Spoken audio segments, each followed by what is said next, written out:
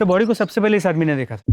ये यहाँ कचरा बीनने के लिए आया था। तब उसकी नज़र अचानक से इस पायल चौधरी की कटी हुई लाश पे गिरी और घबरा के इसने कंट्रोल रूम फोन करके बता दिया। लाश तो पायल चौधरी की ही है। बड़ी बेरहमी से कत्ल किया गया।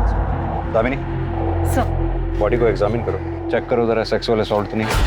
सर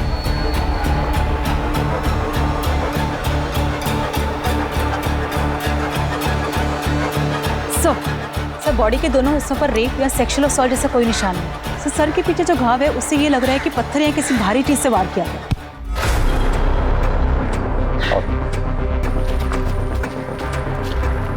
पहले भी कई बार हमें डेड बॉडीज टुकड़ों में मिली, लेकिन इस बार पता नहीं क्यों अजीब लग रहा है। बॉडी को पोस्टमार्टम के लिए भेजो। सर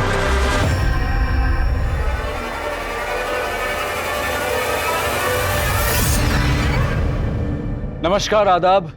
क्राइम पेट्रोल सतर्क के आज के एपिसोड में मैं अनूप सोनी आप सबका स्वागत करता हूं। पुलिस को एक महिला की 2 भागों में लाश मिली थी, लेकिन अक्सर ऐसे केसेस में जो देखने को नहीं मिलता वो ये कि मरने वाले की पहचान सही सलामत हो। लेकिन तमाम सबूत मिटाने के बाद, जैसे कि विक्टिम का सामान, उसका मोबाइल फोन, मर्डर वेपन, कुछ भी क्राइम सीन पर नहीं मिला। लेकिन विक्टिम की पहचान छोड़ दी गई थी। ये कातिल की भूल थी या फिर कोई चाल। जिसका कत्ल हुआ वो एक मशहूर डांसर पायल चौधरी थी, जो कि दिल्ली, यूपी और बिहार में प्राइवेट पार्टीज में, इवेंट्स में और शादी ब्याह में परफॉर्म किया करती थी। आखिर पायल को इतनी बेरहमी और इतनी दरिंदगी से किसने और क्यों मारा? इस सच को जानने की कोशिश में ये केस ऐसा घूमा कि पुलिस के लिए इसे सॉल्व करना एक बहुत बड़ा चैलेंज बन चुका था। पर सबसे पहला और अहम सवाल ये था कि एक डांसर के अलावा पायल चौधरी कौन थी और उसकी कहानी क्या थी।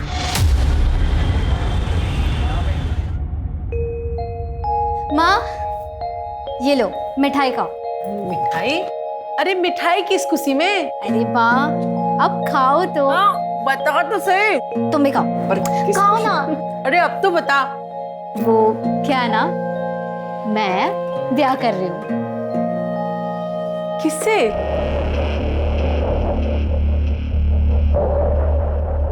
राजन शर्मा नाम है उसका। आप नहीं मिली हो माँ उससे? कुछ महीनों पहले मैं डांस इवेंट में मिली थी उससे। छोरी बुरा ना माने तो एक बात कहूँ, भले घर का लड़का थारे जैसी नाचने गाने वाली के साथ ब्याह क्यों करेगा? और यो बता, तू ब्याह करके जो घर छोड़ के चली जाएगी, हाँ? तो यो घर कौन संभालेगा? आप लोग ना जानते हो उसे। पायल का सारा काम मैं संभालती हूँ। मैं मिल चुकी हूँ उससे, अच्छा आदमी है। और नाचने वाले की गाली किसे दे रहे हो? थारी अय्याशी चलती रहे इसलिए पायल को गैर मर्दों के सामने नाचने पड़े हैं। थोड़ी शर्म करो, शर्म। क्यों काम चोरी छोड़ो और कोई काम करो। छोरी, होश की दवा कर, बड़ी थानेदार नहीं हो रही है। और यो बताओ, तुम दोनों जो ब्याह का फैसला कर लिया तुमने, छोरे के घर वाले से बात की, ब्याह की, राजी हैं वो लोग? वो क्या है ना, परिवार के नाम पे सिर्फ माँ है उसकी, लेकिन वो मना रहा है माँ को। पुराने ख्यालों की है तो थोड़ी दिक्कत हो रही है। थोड़ी दिक्कत ना है यो घनी दिक्कत वाली बात है। कभी ना मानेगी उसकी माँ कुछ भी।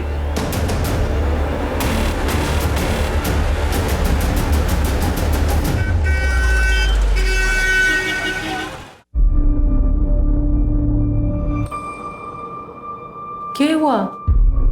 माँ, राजन की माँ ने हमारी शादी से मना कर दिया। उन्होंने राजन को बोला कि अगर तुम्हें शादी करनी है तो करो, लेकिन हमारी शादी में उनकी तरफ से कोई नहीं आएगा। अब मुझे नहीं लगता कि वो मुझे कभी भी बहू बनाएगी। माँ, मुझे नहीं समझ में आ रहा, मैं क्या करूँ? तो राजन पे भरोसा करे? हाँ। तो फिर कर ले ब्याह। और रही माँ की बात, तो देर सवेर वो मान ही जाएगी। हमारी छोरी से ज्यादा दिन कोई नाराज रह ना सके। मेरी चोरी है इतनी अच्छी। और जो ना माने है ना, तुम अन्य बुला लियो, मारूंगी उस बुड्ढी को 2 मुक्के और वो खुद ही लाइन पे आ जाएगी।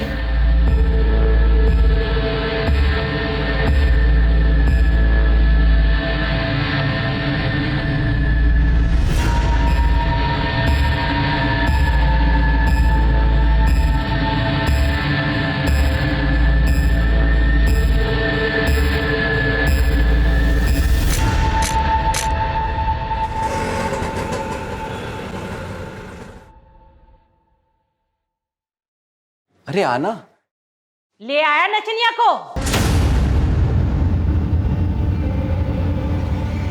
खानदान की पूरी इज्जत मिट्टी में मिला दी तूने। आज अगर तेरे बापू होते ना तो पहले इससे गोली मारते, फिर तुझे भी मार देते। अंदर तो आंदे, दरवाजे पे ही शुरू हो गई। हाँ, यहाँ तक तो आई है, अंदर भी आई जाएगी वो। और आता जाता हमारी खिल्ली उड़ाएगा। देख छोरा, बाजार की हर एक चीज ना घर नहीं लाई जाती। हे राम जी, इस बुढ़ापे में काका दिखना पड़ेगा पता नहीं है। चलो।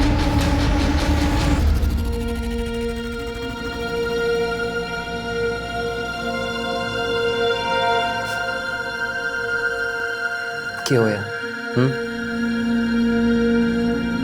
मेरी वजह से आपको कितना कुछ सुनना पड़ा। माँ भी आपसे नाराज हो गई ना। तो क्या हुआ? शादी हुई हमारी, अब तो जिंदगी भर साथ में रहना है, एक दूसरे का सुख दुख बांटना है। और माँ की चिंता तू ना कर, उन्हें मैं संभाल लूंगा। धीरे धीरे सब ठीक हो जाएगा।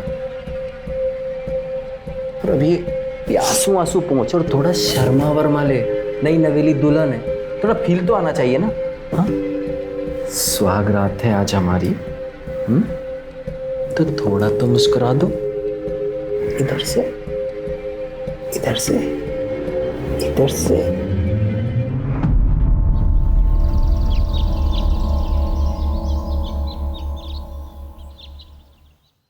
ये लीजिए आपका वॉलेट।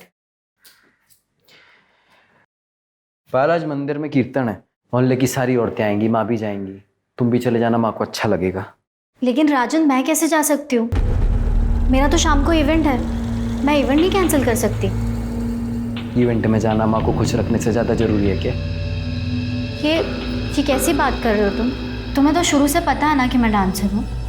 तुम खुद मेरे डांस के फैन थे। सोचो, अगर तुम्हारा डांस का प्रोग्राम होता और मैं कैंसिल करती तो तुम्हें कैसा लगता? पता था तुम डांसर, तब की बात और थी, तब हमारी शादी ना हुई थी। शादी और मेरे काम का क्या लेना देना है? मेरा काम है राजन। ठीक है, जो करना है कर। लेकिन मेरी बात तो सुनो।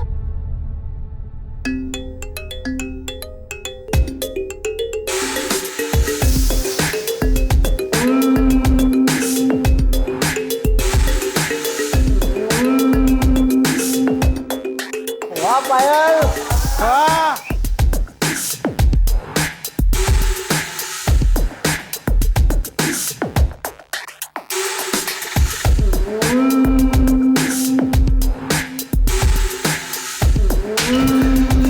चल निकल यहाँ से। तू ठीक है ना? हाँ दीदी।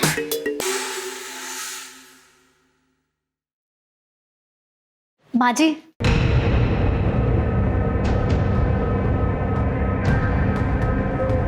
मैं ना आपके लिए मन से तोहफा लाई हूँ, आपको बहुत अच्छा लगेगा। मनने नहीं चाहिए, जो लेता होगा ना उसे जाकर दे। आप देखिए, आपको बहुत अच्छा लगेगा, सच में। एक बार देखिए। मैंने कहा ना मुझे नहीं चाहिए, तारी हराम की कमाई मनने नहीं चाहिए।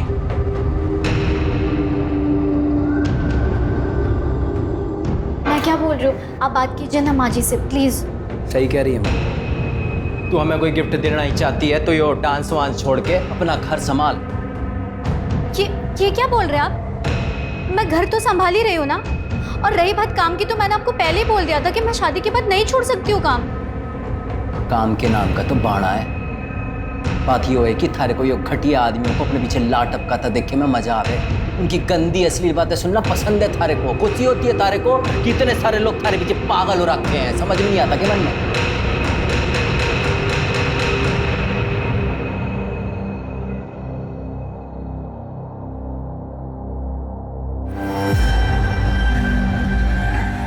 अच्छा हुआ जो ये अपने से गई।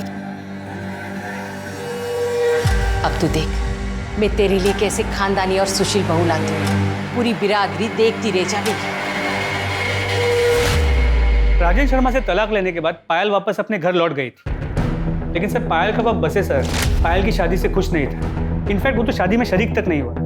इसीलिए पायल जब वापस उसके घर चली गई तो उसका बाप उसे दिन रात सुनाते रहता था, काफी परेशान किया था।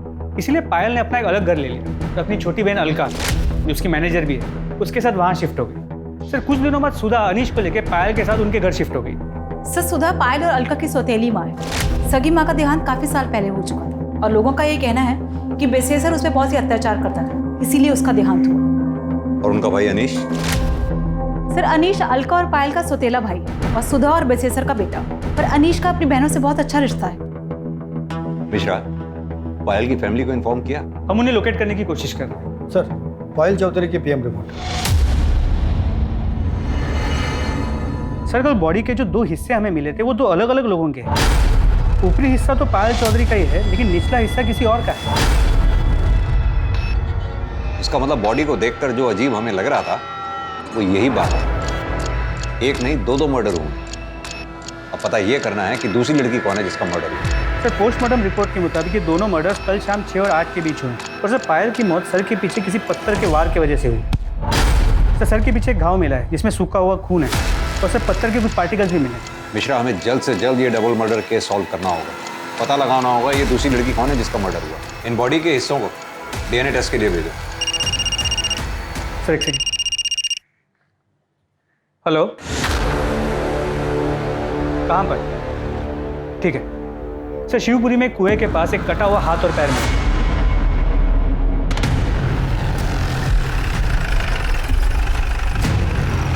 सर यहाँ सिर्फ ये हाथ और एक पैर मिला है, बाकी बॉडी पार्ट्स के लिए हम लोग आसपास चेक कर रहे हैं। हाथ पैर देख के तो यही लग रहा है ये किसी औरत के हैं। इन्हें पोस्टमार्टम के लिए भिजवाओ। आसपास अच्छी तरह से सर्च करो, शायद फेंकने वाले का कोई सुराग हो। तभी तुम इस पार्ट को चेक करो।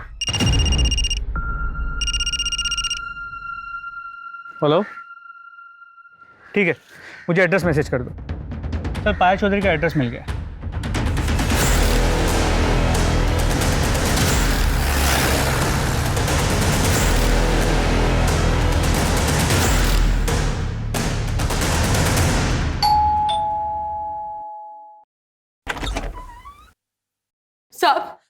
साहब हमारी अलका का कुछ पता चला? बताया कहाँ थी वो 2 दिन से? क्या अलका लापता है? हाँ साहब, 7 तारीख की दोपहर को गाड़ी लेके निकली थी, बता के भी ना गई कहाँ जा रही है। और उसके पीछे मैं मंदिर चली गई। 2 घंटे बाद आई तो अनीश ट्यूशन से आ गया था, पर अलका ना आई थी। तो हमने घड़ी देर तक उसकी राह देखी, उसको फोन भी किया पर उसका फोन स्विच ऑफ आ रहा था। जब सवेरे तक ना आई तो घबराहट के मारे जनकपुरी थाने में जाके उसकी गुमशुदगी की रिपोर्ट लिखवाई। सब हम तो कल रात में गए थे ये पता करने कि वो उसका कुछ पता चला, पर उसकी कोई खबर ना थी। साहब अलका ठीक तो है ना? आप कौन? भाई से बच्चों का मामा। देखिए, हमें एक औरत की लाश मिली, एक्चुअली बहुत काकी। नहीं, ये ना हो सके। वो अलका नहीं है माँ। दीदी ना हो सके।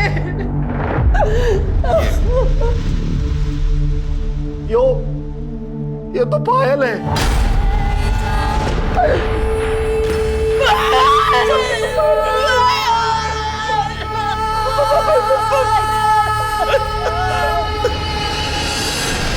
पायल की लाश यहाँ सहारनपुर में मिली। साहब ऐसा कैसे हो सकता है? वो तो मुजफ्फरनगर गई है, 7 तारीख को उसका प्रोग्राम था वहाँ। आज तो वो वापस आने वाली थी, हम उसकी राह देख रहे थे, पर वो हमेशा के लिए हमें छोड़कर चली गई। देखिए, मैं जानता हूँ कि हालात काफी नाजुक हैं, लेकिन फिर भी बस इतना जानना चाहता हूँ कि पायल का क्या कभी किसी से कोई झगड़ा हुआ था या कोई दुश्मनी थी? सब दुश्मनी क्या होगी ऐसी नेक्चुरी की, पर आजकल शाम के साथ घने झगड़े होते थे उसके। शाम कौन? श्याम तिवारी। पायल का पति, दोनों ने मंदिर में ब्याह किया था। श्याम ने पायल से पैसों के लिए ब्याह किया था। पायल को बेवकूफ बनाकर उससे पैसे लेकर कैश में एक दुकान खरीदी थी। पायल उससे इतना प्यार करती थी, पर बाद में पता चला कि श्याम पहले से ही शादीशुदा है। रुड़की में उसके बीवी बच्चे रहते हैं। बाद में उसने रजिस्ट्रार ऑफिस में जाकर पता किया तो पता चला कि उसने दुकान तो खरीदी थी, पर अपने नाम पे। इस बात पे उन दोनों में घड़ा झगड़ा हुआ। अलका को भी ये बात पता है। उसने भी तिवारी को खूब खरी खोटी सुनाई थी। पायल को मालूम था कि अलका गायब है? नहीं साहब, हमने फोन किया था पर उसका फोन बंद आ रहा था, और अलका की टेंशन में फिर हम उसे फोन करना ही भूल गए। आपके पति आपकी बच्चियों से बहुत नफरत करते हैं। क्या आपको लगता है कि वो ये काम? साहब, वो वैसे ही बड़ा गिरा हुआ इंसान है। कुछ कह नहीं सकती कि वो इतना भी गिर सकता है। अनीश, तुम कुछ कहना चाहोगे जिससे हमारी मदद हो सके? मैं तो बस इतना ही कहना चाहूँगा कि पायल और अलका दी सिर्फ मेरी बहन ही नहीं, भाई बाप सब थी। ठीक है, अभी हम चलते हैं। अलका के बारे में जैसी कोई खबर मिलेगी आप लोगों को इन्फॉर्म कर दें। मिश्रा, कि जनकपुरी पुलिस स्टेशन से अलका के केस की फाइल मंगवाओ। अब ये केस हम ही देखेंगे। पता करो 7 मार्च को पायल सहारनपुर में क्या कर रही थी। वो मुजफ्फरनगर गई भी थी या नहीं? अलका की गाड़ी ढूंढवाओ। अलका और पायल दोनों के कॉल रिकॉर्ड्स और मोबाइल लोकेशन डिटेल्स निकलवाओ। और हाँ, श्याम तिवारी, इसको थाने बुलाओ पूछताछ के लिए। क्या मेरी पायल का मर्डर हो गया है? तो नहीं सर, ऐसा नहीं हो सकता सर। ओवर एक्टिंग कम कर। सर, मैं एक्टिंग नहीं कर रहा हूँ, मैं सच कह रहा हूँ। मैं पायल से बहुत प्यार करता था। अपनी पहली बीवी और बच्चों से भी ज्यादा। सर मैं मानता हूँ कि मैं शादीशुदा हूँ, लेकिन भगवान जानता है कि ये रिश्ता कब का टूट चुका था, और अब तो मैं उसे कानूनी तरीके से भी खत्म करने वाला था। क्योंकि पायल के पास ज्यादा पैसा था। उसकी दुकान हड़प के भी तुझे चैन नहीं मिला। सर, ये झूठ है। मैंने उसके नहीं अपने पैसों से दुकान खरीदी थी। सर, मैं कब से अपनी एक इवेंट कंपनी का ऑफिस खोलने के लिए पैसे जोड़ रहा था। अच्छा, तो तूने पायल की ब्लैक मनी से दुकान नहीं खरीदी? सर, मैं उसके पैसे से क्यों दुकान खरीदूंगा? ठीक है, तो अभी तो जा सकता है, लेकिन सहारनपुर छोड़कर कहीं मत जाइए। अपनी बीवी के पास रुड़की भी नहीं। जी सर।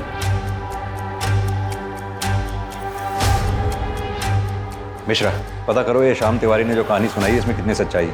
इसके call record, mobile location detail सब निकलवाओ।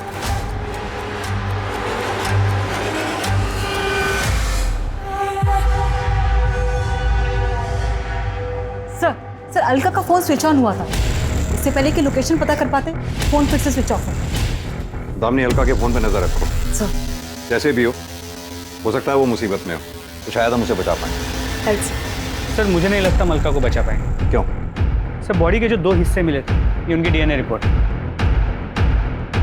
इसका मतलब तो निचले पार्ट का डीएनए 50% पायल की बॉडी से मैच करता है। तो यानी वो बॉडी अलका की है? सर, रिपोर्ट से तो यही लगा। मिश्रा, एक काम करो, कुएं के पास से जो हमें हाथ पैर के टुकड़े मिले उनका डीएनए से मैच करके देखो। सर। हेलो, कहाँ? ठीक है सर, रेलवे ट्रैक के पास एक औरत का सर कटा हुआ मिला, वो उसकी पिक्चर अभी भेज रहा है। आ गई सर, ये तो अलका चौधरी है। मिश्रा, इस सर का डीएनए जंगल से मिले बॉडी के टुकड़ों से मैच करके देखो। जिसने भी ये काम किया बहुत ही शातिर खिलाड़ी है, बड़ी बेरहमी से मारा है।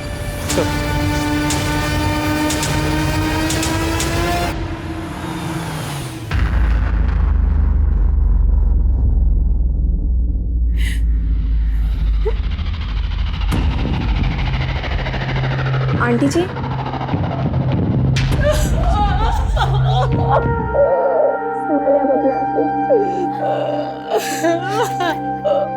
आंटी जी, मुझे तो अभी भी यकीन नहीं हो रहा है कि पायल दीदी और अलका दीदी के साथ इतना सब कुछ हो गया। कितनी बुरी मौत मारा उन दोनों को। आंटी जी, संभालिए अपने आप को, सब सही हो जाएगा। दीदी, कसम खाता हूँ तुम दोनों की कि ये जिसने भी तुम्हारे साथ किया है ना, छोड़ूंगा नहीं उसे। अनीश, जो होना था वो हो गया। हट! झोला छोड़ दे मुझे। जिनकी माँ बड़ी फिरे थी तू, वो दोनों निकल ली।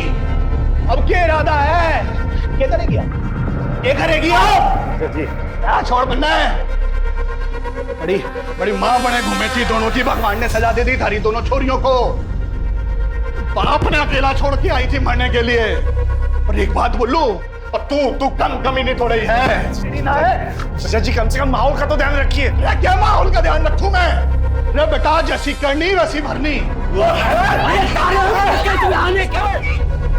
यो संस्कार है बेटे के, यो सिखाया है, यो सभ्यता दी है। सारी सभ्यता अरे तू बाप ना है, बाप के नाम पे शराब है शराब। अरे थारे बचपन में पूरा परिवार बर्बाद हो गया। यो तू ध्यान रख, कीड़े पड़ेंगे कीड़े, सड़ के मरेगी। पानी देने वाला नसीब नहीं होगा। निकलो तुम लोग। सर, पायल के मर्डर केस में कुछ अपडेट्स मिली है।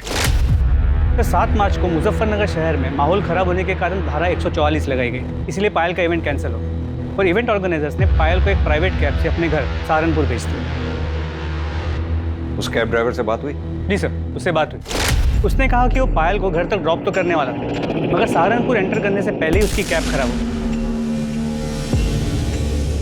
क्या हुआ भैया?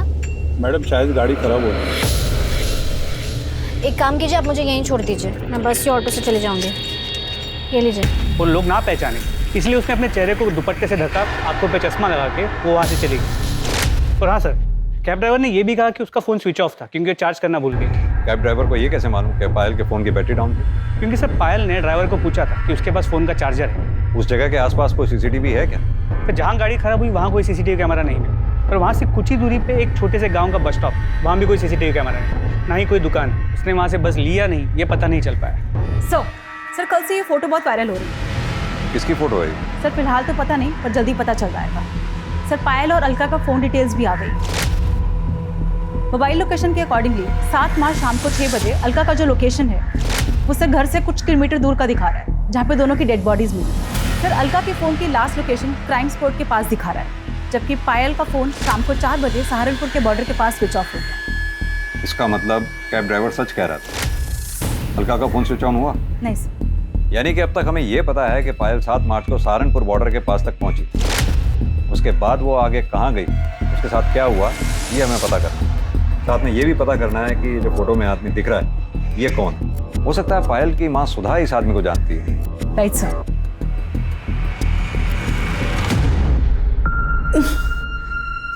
ये तो रतन सेठ है, मैं तो इसे घना भला आदमी समझती हूँ। पायल ने घना काम किया है इनके लिए, पर उसने कभी बताया ना कि ये इतना घिनौना काम भी कर सके। कहाँ मिलेगा ये रतन सेठ? मिलना तो अपने गुलमोहर सर्कल वाले ऑफिस में चाहिए, बैठते वहीं हैं।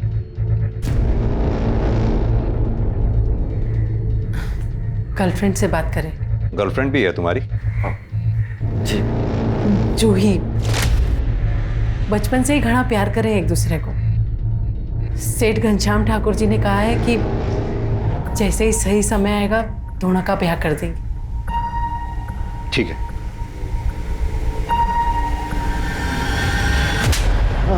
साहब मैं सच बोल रहा हूँ साहब। अरे जबरदस्ती तो क्या, मैंने पायल को हाथ तक नहीं लगाया साहब। अच्छा, ये फोटो क्या शौक के लिए खिंचवाए थे? साहब ये फोटो की तो मैं क्या बात करूं, इसने तो मेरी जिंदगी बर्बाद कर दी है। मतलब? मैंने पायल के साथ में बहुत काम किया है, उसके साथ सोने के सपने देखता था, लेकिन सब होश में कभी मुझे उसके पास जाने की हिम्मत ही नहीं हुई। वो किसी को अपने पास भटकने ही नहीं देती। एक दिन जैसे ही काम खत्म हुआ तो पेमेंट लेने मेरे कमरे में आई। आओ पायल आओ, बैठो। अरे भाई आज तो तूने कमाल ही कर दिया, लोग तुम्हारे दीवाने हो गए। मुझसे तेरा नंबर मांग रहे और मुंह मांगी कीमत देने के लिए भी तैयार है लोग। नहीं सेठ जी, मुझे एक्स्ट्रा पैसे नहीं चाहिए, बस मुझे मेरे काम के पैसे दे दीजिए। बस अभी लेके आया, तब तक तू बैठ, मैं तेरे लिए जूस लेके आया। बैठ।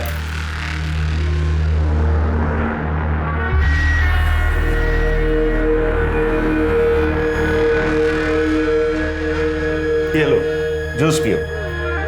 अकाउंटेंट तुम्हारे पैसे लेकर आते ही है।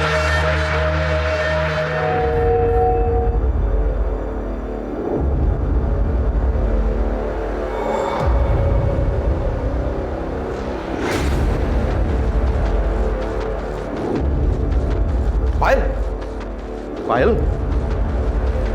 पायल,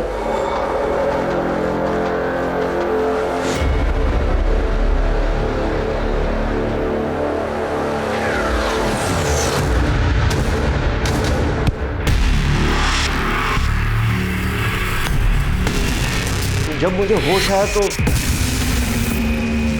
मैं बिना कपड़ों के अपने बेड पे पड़ा था। पायल आसपास कहीं नजर नहीं आ रही थी, तो मैं डर गया कि कहीं वो किसी को बता तो नहीं देगी, पुलिस में तो नहीं चली जाएगी।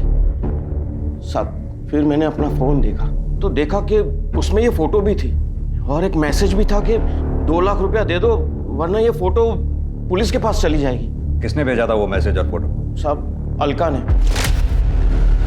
उसी ने मेरे सर पे मारा था जिसके वजह से मैं बेहोश हो गया था। अब तक 15 लाख रुपया ले चुकी है सर इस फोटो के ऊपर। अब और पैसे ना देने पड़े इसलिए अलका को मार दिया।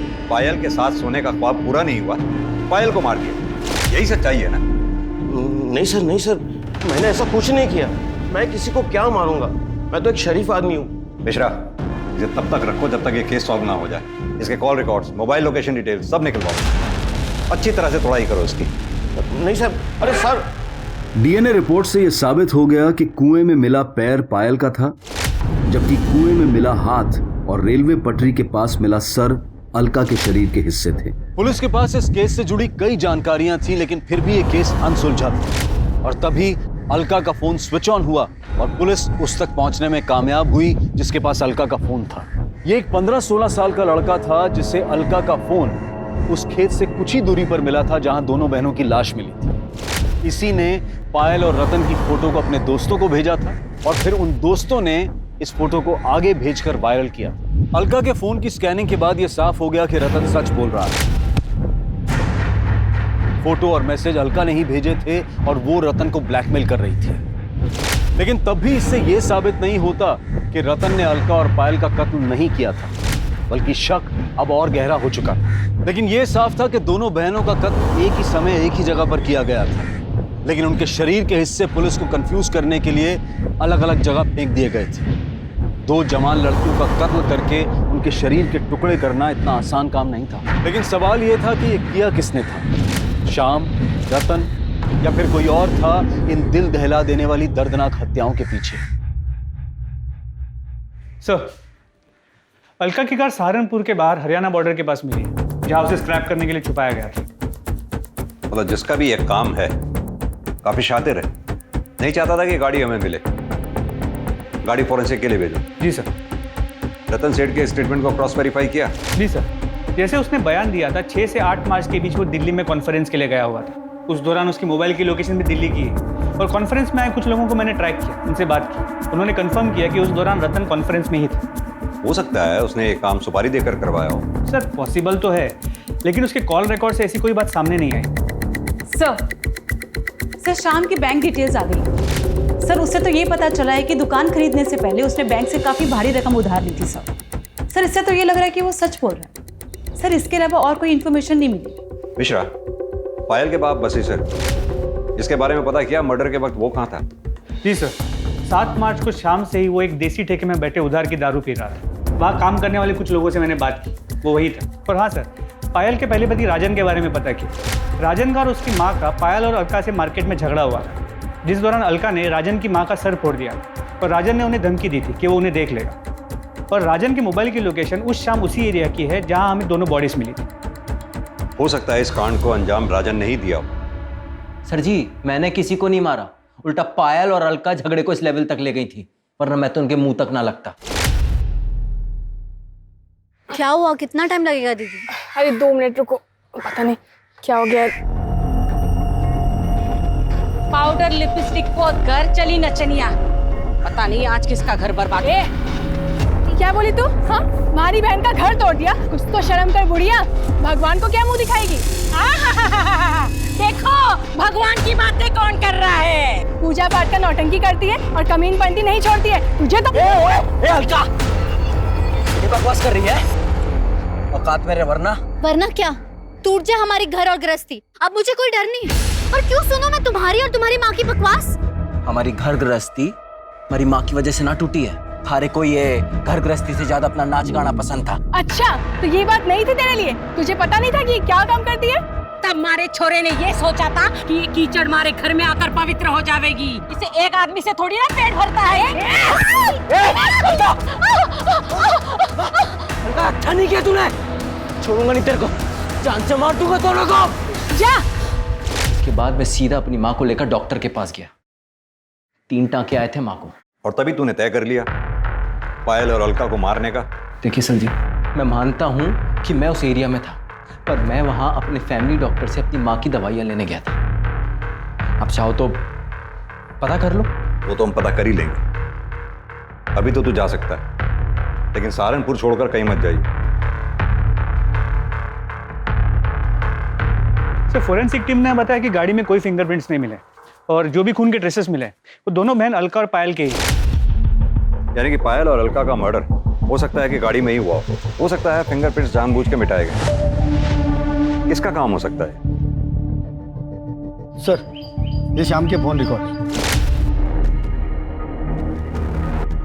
सर, कॉल रिकॉर्ड्स के मुताबिक मर्डर के 2 दिन पहले इस शाम ने एक सुपारी के साथ गफूर को कांटेक्ट किया।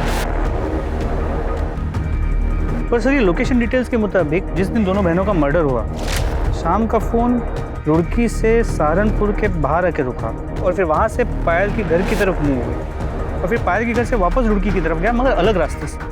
मिश्रा, ये पायल की गाड़ी भी तो सहारनपुर बॉर्डर के आसपास ही खराब हुई थी। जी sir. Sir sir sir sir मत मारो सर सर सर सर बता रहा sir sir sir sir sir sir plan तो ये था कि जब 9 मार्च को पायल मुजफ्फरनगर से सहारनपुर आएगी ना, तभी उसका काम तमाम कर दूंगा और उसी दिन अलका को भी मार दूंगा। लेकिन सर, अचानक से पता चला कि पायल का इवेंट ही कैंसिल हो गया। मैंने बहुत देर तक हाईवे पे उसका इंतजार किया, फिर देखा कि अचानक से उसकी गाड़ी खराब हो गई और वो पैदल जाने लगी। वहां बस स्टॉप पर और लोग भी थे, इसलिए मैंने गफूर को वेट करने को कहा। फिर अचानक पायल का दुपट्टा सरक गया और लोगों ने उसे पहचान लिया और लोग भी वहां पर आ गए। सबने उसे घेर लिया। क्या करें अब? फिर एक लड़का मोटरसाइकिल पर आया और पायल उसके साथ चली गई।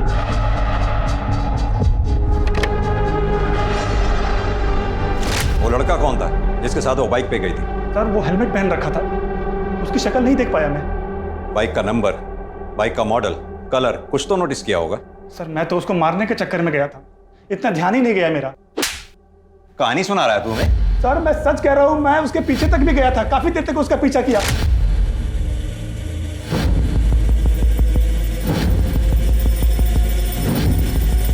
गफूर, छोड़ इसको, बाद में देखते हैं। निकल नहीं क्या? तूने उनका पीछा किया, सुनसान जगह देखकर दोनों को गाड़ी से उतारा, उनको मारा और फिर लाश को ठिकाने लगा दिया। नहीं नहीं सर, ये झूठ है। ये झूठ है? चल अब ये बता, दुकान किसके पैसे की खरीदी थी? बोल। हाँ सर, ये सच है कि वो दुकान पायल के पैसे से थी। सर, मैं क्या करता, फ्री की दुकान थी, 15,000 किराया आ रहा था, तो मैंने सोचा कि पायल का ही काम तमाम कर देता हूँ। लेकिन सर, हम ऐसा कर नहीं पाए। मिश्रा, पता करो ये शाम की बात में कितनी सच्चाई है। और हाँ, जब तक हम कातिल तक नहीं पहुंच जाते, इसे यहीं बिठा के रखो और इसके साथ ही गफूर को उठा ला। सर, अगर ये शाम निर्दोष है तो फिर डबल मर्डर्स किसने किया? मिश्रा, सवाल ये उठता है कि टारगेट पे पायल थी या अलका, या फिर दोनों बहनें, क्योंकि अलका का दिमाग गर्म था, उसके कई दुश्मन हो सकते हैं। और अगर ये शाम सच कह रहा है कि पायल घर पहुंची और अलका से मिली, तो ये कैसे मुमकिन हो सकता है कि घर वालों को पता ही ना चला? कहीं ऐसा तो नहीं पायल अलका से घर के बाहर मिली, बाहर से ही दोनों कहीं चले गए और फिर मार दिए गए, या फिर इस कांड में घर का ही कोई आदमी शामिल?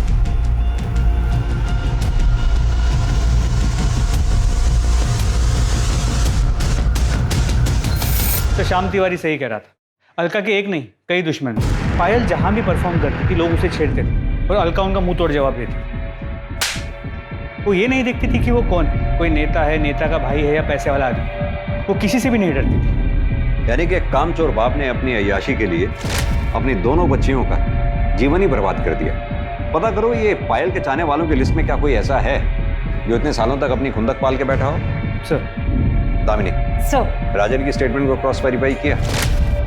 Yes sir. सर वो सच बोल। सर उस दिन वो डॉक्टर के यहाँ दवाई लेने के लिए गया था। क्लिनिक की सीसीटीवी फुटेज में ये दिख रहा है कि शाम को 6 बजे से लेकर 7 बजे तक वो क्लिनिक में ही था और उसके बाद उसके मोबाइल लोकेशन घर की तरफ मूव कर।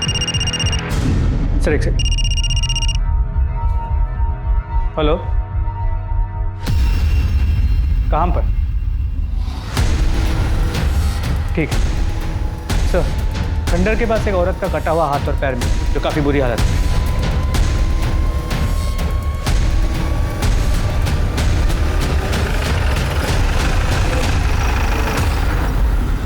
पायल की बॉडी का ऊपरी हिस्सा और अलका की बॉडी का निचला हिस्सा हमें यहाँ मिला। इसका मतलब दोनों बहनों को यहाँ गाड़ी से उतारा गया और मारा गया। जाहिर सी बात है, ये स्पॉट उनके घर के रास्ते में ही पड़ता है। अब या तो कातिल उनका पहले से पीछा कर रहा था, जिसने यहाँ पहुंचकर गाड़ी को रुकवाया, दोनों बहनों को उतारा और कत्ल किया, या फिर वो कातिल बीच रास्ते में उन्हें मिला, जिसे उन दोनों बहनों ने अपनी गाड़ी में बिठाया। अब अगर गाड़ी में बिठाया है तो या तो कातिल उनका जानने वाला होगा, दोस्त होगा, या फिर परिवार का कोई सदस्य होगा, जिसने यहाँ पहुंचकर उन दोनों को गाड़ी से उतारा और कत्ल किया।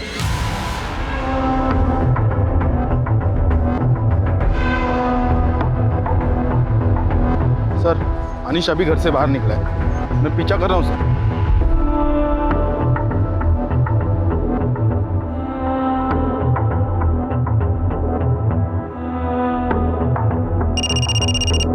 हाँ पांडे। वो जवाहर नगर के दूसरी नंबर गली के आखिरी मकान में घुसा है सर। सर उस तरफ।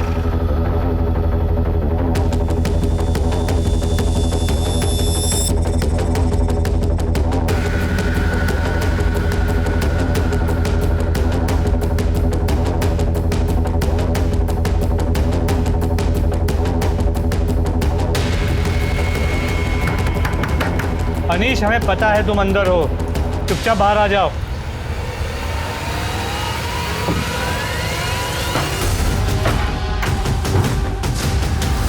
अंदर चेक करो।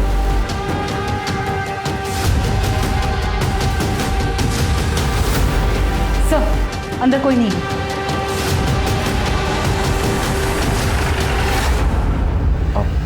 जवाहर नगर में गया था, पर हुआ क्या? क्यों गए? अब पढ़ाई करने गया था मैडम। वो मेरा वहाँ दोस्त रहता है ना, तो आता जाता।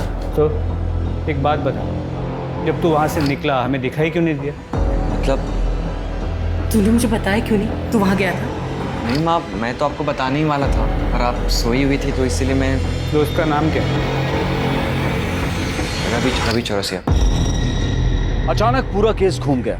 इन्वेस्टिगेशन के प्राइम सस्पेक्ट अनीश और उसका दोस्त रवि चौरसिया बन चुके थे। अनीश के कॉल डिटेल्स और मोबाइल लोकेशन से यह साफ हो गया कि अनीश अक्सर अपने दोस्त रवि चौरसिया के घर जाता था और दोनों रोज बात करते थे। लेकिन रवि की मोबाइल लोकेशन ने उसे बड़ा सस्पेक्ट बना दिया था। रवि के इर्द गिर्द सब कुछ संदिग्ध। जैसे कि उस शाम जब अनीश रवि के घर पहुंचा था, तब रवि की मोबाइल लोकेशन के मुताबिक वो घर पर ही था। उसके बाद से रवि का मोबाइल फोन स्विच ऑफ आ रहा था और वो गायब था। इतना ही नहीं, उसका मोबाइल फोन उस बस स्टैंड पर भी मौजूद था जहां से पायल ने लिफ्ट ली थी। और बस स्टैंड पर लोगों के पहचाने जाने के बाद यह तय हो गया कि रवि ही वो लड़का था जिसने 7 मार्च की शाम को पायल को अपनी मोटरसाइकिल पर लिफ्ट दी थी और उसे घर छोड़ा था। वो रवि ही था जिसने 7 मार्च की शाम को अलका और पायल को जिंदा देखा था। इन सभी जानकारियों के बाद पुलिस को लगने लगा था कि पायल और अलका के कत्ल में अनीश और रवि का हाथ हो सकता है। इस केस को हल करने के लिए रवि अब एक अहम कड़ी था। पुलिस रवि के फोन पर नजरें गड़ाए हुए थी और जैसे ही फोन ऑन हुआ, पुलिस ने बिना देरी किए रवि को उठा लिया। मैं और रवि, हम दोनों एक दूसरे से बहुत प्यार करते हैं। जूही से हमारा कोई वास्ता नहीं सर। सर मैं अनीश को पहली बार पायल दीदी और राजन की शादी में मिला था सर, और अनीश को देखते ही मुझे इससे प्यार हो गया था सर मुझे लड़के पसंद है, ये मुझे तब पता चला जब मैं रवि से मिला। पर मुझे ये भी पता था सर कि कुछ भी हो जाए मेरी माँ जूही से शादी करा के रहेगी। रवि से झगड़ा होता था, माँ को लगता था कि मुझे जूही से झगड़ा हुआ। और माँ उसे मनाने को बोलती थी। और सर मुझे समझ में नहीं आता था कि मैं माँ को अपने रिश्ते के बारे में कैसे बताऊं। 7 मार्च को क्या हुआ था? पायल तुम्हें कहाँ मिली? सर मैं अपने एक रिश्तेदार को बस स्टॉप पर छोड़ने गया था, तो मैंने रास्ते में देखा कि कुछ लोगों ने पायल दीदी को घेरा हुआ है सर। तो मैंने दीदी को बोला कि आओ मैं आपको घर छोड़ देता हूँ, और मैंने अपनी बाइक पे उन्हें घर छोड़ दिया था सर। सर मेरे पास ना पायल दीदी का बैग रह गया था बाइक, मैंने सोचा मैं वापस कर देता। जैसे ही मैं उनके घर के पास पहुंचा तो मैंने देखा वो कार में कहीं बैठकर जा रही थी, और फिर मैंने उनका पीछा किया।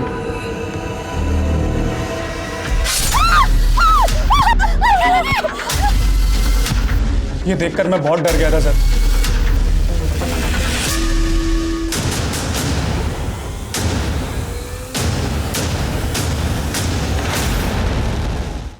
क्यों मारा उन दोनों को? मैंने सोच लिया था कि मैं उस लड़का को जिंदा ना छोड़ूं। फिर पायल 2 दिन के लिए बाहर गई थी, यही मौका था। हमने सोचा कि बहाने से उसे मंदिर ले जाते हैं और वहीं मार देते हैं, पर फिर पायल वापस आ गई। अरे पायल, शुक्र है भगवान का तू आ गई। नहीं तो जान ही सूख गई थी जब ऑर्गेनाइजर ने बताया था कि तू काफी देर पहले निकल गई। अरे पायल, तू तो 9 तारीख को आने वाली थी, फिर? अरे माँ मैं बताना भूल गई, वो इसका प्रोग्राम कैंसिल हो गया। चल अब आई गई है तो हमारे साथ मंदिर चल, घर में अकेले क्या करेगी? अच्छा ठीक है, मैं बैग रख के आती हूँ। हाँ? तो मैंने और भाई ने तय किया कि हम उन दोनों को मार देते। पता नहीं फिर ऐसा मौका मिले ना मिले। जब गाड़ी सुनसान जगह पर पहुंची तो मैंने बहाना बनाया। मैं बस 2 मिनट। हाँ माँ।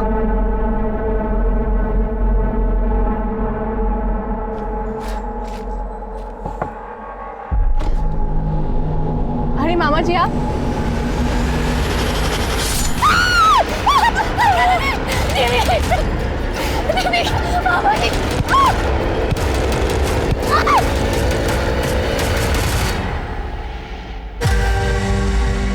इसका तो काम हो गया, अब उस रवि को ठिकाने लगाना पड़ेगा। जी पहले इनकी बॉडी को ठिकाने लगाते। मैंने अलका की बात सुन ली थी, वो अनीश और रवि को भगाने की तैयारी कर रही थी, जहाँ वो अपनी मर्जी से रह सके। चूही और अनीश के ब्याह के कितने सारे सपने देखे थे मैंने। वो अलका और इस छोरी की बुद्धि ब्रश करने पर तुली हुई थी।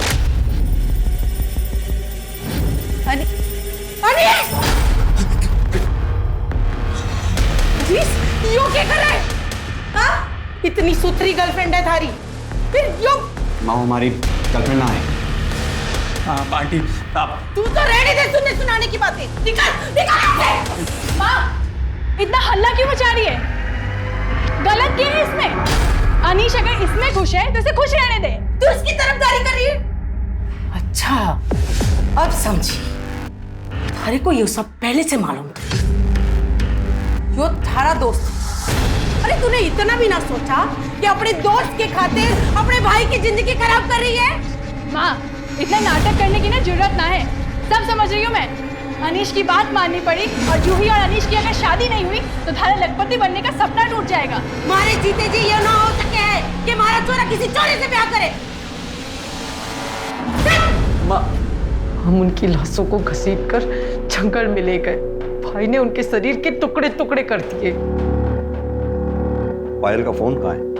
वो मैंने लाश के टुकड़ों के साथ जंगल में फेंक दिया। अलका वही फोन ढूंढा पर नहीं मिला। फिर बहुत अंधेरा हो रहा था तो ढूंढना छोड़ दिया और निकल गया वहां से। मारना तो हम सिर्फ अलका को चाहते थे।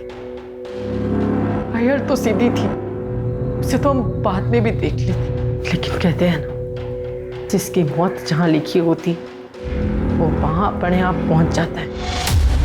ऐसा कहा जाता है कि जब कोई किसी के साथ अच्छा करता है तो उसका फल भी अच्छा ही मिलता है, लेकिन इस केस में उल्टा हुआ। जिस अलका और पायल ने अपनी सौतेली माँ और सौतेले बेटे अनीश को ऐशो आराम और इज्जत की जिंदगी मुहैया करवाई, उसी सौतेली माँ ने अपने बेटे की भलाई सोचकर बेटियों की जान ले ली। ये केस एक सबक है कि अपराध और आपराधिक मानसिकता किसी के अंदर भी विकसित हो सकती है, और अपराध घर या बाहर कहीं भी पनप सकता है। अब मैं अनूप सोनी आपसे विदा लेता हूं, फिर मुलाकात होगी क्राइम पेट्रोल सतर्क में एक और नए केस के साथ। तब तक अपना और अपने परिवार का ख्याल रखें, सतर्क रहें, सुरक्षित रहें और देखते रहें क्राइम पेट्रोल सतर्क। जय हिंद।